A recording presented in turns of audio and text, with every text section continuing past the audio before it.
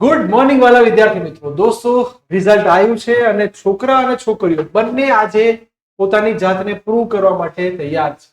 છોકરાઓ સાથે તૈયારી માટે ક્યાંય છોકરીઓ પાછળ રહેતી નથી.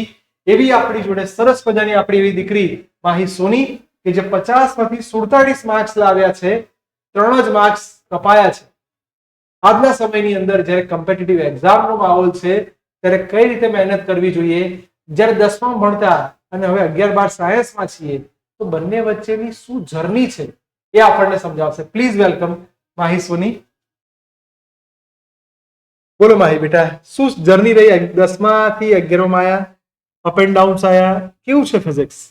11માં આવીને થોડું સ્ટાર્ટિંગ કરીએ તો ફિઝિક્સ થોડું હાર્ડ લાગ્યું, પણ જ્યારે રેગ્યુલર પ્રેક્ટિસ કરીએ એમાં થિયરી અને કોન્સેપ્ટ ક્લિયર કરવા ઉપર થોડો ભાર મૂકીએ તો આમ તો ઈઝી છે. અને કોઈ પણ દિવસ એક્ઝામમાં એક સરખા માર્ક્સ તો આવતા નથી, અપ એન્ડ ડાઉન થઈ રાખે છે. એમાં તમે એક્ઝામમાં તમારા માર્ક્સ ક્યાં કપાય છે એ જોવો છો અને બીજા એક્ઝામમાં સુધારવાનો પ્રયત્ન કરો છો તો ઓલ ઓવર રિઝલ્ટ સારું થતું જાય છે. તો બે વસ્તુ પર સરસ ભાર મૂક્યો કે પહેલું કે અપ એન્ડ ડાઉન્સ તો આવશે.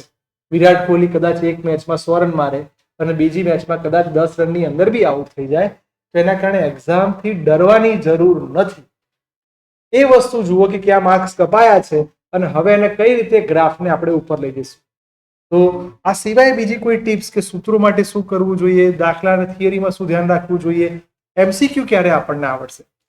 એમસીક્યુ તો જ્યારે થિયરી અને એના કોન્સેપ્ટ ક્લિયર હોય તો જ એમસીક્યુ આવડે, નહીં તો પોસિબલ નથી. બહુ સાચી વાત છે કે ઘણા લોકો શું હોય કે એકલા એમસીક્યુ ગોખી મારે કે આજે 200 એમસીક્યુ ગોખી મારે, એ રીતે ક્યારેય રિઝલ્ટ નથી આવતું.